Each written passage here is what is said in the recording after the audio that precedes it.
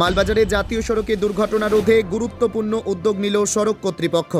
মালবাজার এলাকার একাধিক দুর্বল ও সংকীর্ণ কালভার্ট ভেঙে নতুন করে চওড়া ও উঁচু কালভার্ট নির্মাণের উদ্যোগ নেওয়া হয়েছে। বুধবার মাল পুরসভা ও রাঙামাটি গ্রাম পঞ্চায়েত এলাকার সীমানা নির্ধারণের কাজ শুরু করে জাতীয় সড়ক কর্তৃপক্ষ। উপস্থিত ছিলেন ভূমি ও ভূমি রাজস্ব দপ্তর এবং মালবাজার থানার পুলিশ। মাল উদ্যান সংলগ্ন 626-এর 3 নম্বর কালভার্ট সহ মোট 6টি কালভার্ট নতুন করে নির্মাণ করা হবে। নতুন কালভার্টের প্রস্থ হবে 16 মিটার এবং কাজের আগে ডাইভারশন তৈরি করা হবে। বর্ষাকালে জল জমে দুর্ঘটনার ঝুঁকি থাকায় এই সিদ্ধান্ত নেওয়া হয়েছে।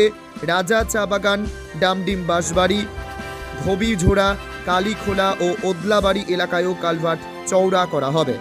সীমানা নির্ধারণের সময় জেসিবি আসায় কিছুটা আতঙ্ক তৈরি হলেও কাজ নির্বিঘ্নে এগিয়েছে। আগামী 18 মাসের মধ্যে সবকটি কালভার্ট নির্মাণের লক্ষ্য স্থির করেছে কেন্দ্রীয় সড়ক ও পরিবহন মন্ত্রণালয়।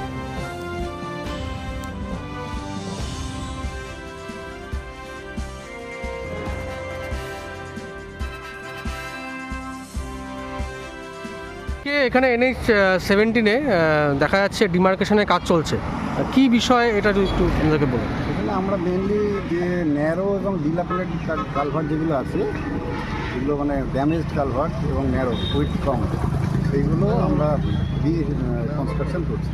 কতগুলো আছে কালভার্ট? ছখানা আছে। তার মধ্যে এটা হচ্ছে এইখানে আমাদের ডিমার্কেশন করতে হচ্ছে এই জন্য যে রাজা টি এস্টেট আমরা যখন এখানে কাজ করতে যাই তখন ওনারা বলে এটা ওনাদের ল্যান্ড, তো আমরা তখন কাজ বন্ধ করে দিই। তারপর আমরা SDO সাহেবের কাছে DLROকে বলি যে এখানে ডিমার্কেট করার জন্য। তারপর SDO সাহেব ওটা মিটিং ডাকেন, ওনাদের ডেকে বলা হয় আসার জন্য। ওনারা আজকে কেউ আসতে পারেননি, তো SDO সাহেব বলেছে তাও আজকে করবে।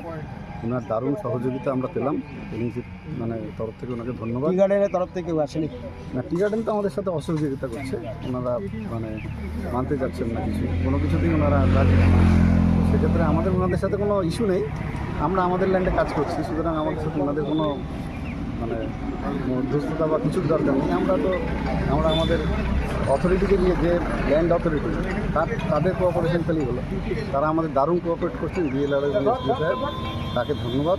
এটা একটা ইনফ্রাস্ট্রাকচার ডেভেলপমেন্টের কাজ হচ্ছে, রাষ্ট্রীয় মানে ভারত সরকারের কাজ, সুতরাং এটা করলে খুবই ভালো হবে সবারই। এই ব্রিজটাও খুব নিচু আছে, এটা আমরা উঁচু করবো, কারণ এইটাতে জল প্রত্যেক বছরই আপনারা জানেন যে জল পার্কে ঢুকে যায়, এদিকে ঢুকে যায়, জলটা ঠিকমতো ওয়াটারওয়েজ কম, তো ওয়াটারওয়েজ বাড়বে। এবং রোড সেফটির দিক থেকেও এটাকে একটু হাইট করা হবে যাতে আমাদের মানে গ্রেডিয়েন্টটা মেলে। আর এছাড়া এখানে আরও সামনে 5খানা কালভার্ট হবে, যেটা তার মধ্যে একটা মেইন আছে রুমকি নদী, সেটা হচ্ছে ওদলাবাড়িতে, যেটা দিয়ে আমাদের রাস্তার উপর দিয়ে জল যায়, সেটাকে আমরা উঁচু করবো। আর বাঁশবাড়িতে একটা খুব ন্যারো কালভার্ট আছে, সেটাকে আমরা ওয়াইডেন করবো। এখানে চার্চের সামনে একটা আছে নির্মলে, সেটাকেও আমরা হাইট বাড়াবো। ওটাও দেখবেন, ওখানে খুব অ্যাক্সিডেন্ট হয়, ডাউন গ্রেডিয়েন্ট।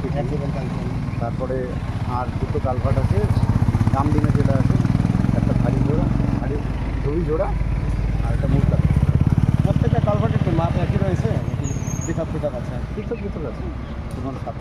স্যার, কতটা কি সময় লাগবে মানে এই সমস্ত কাজ? টোটাল ওয়ার্কিং পিরিয়ড হচ্ছে 18 মাস আছে।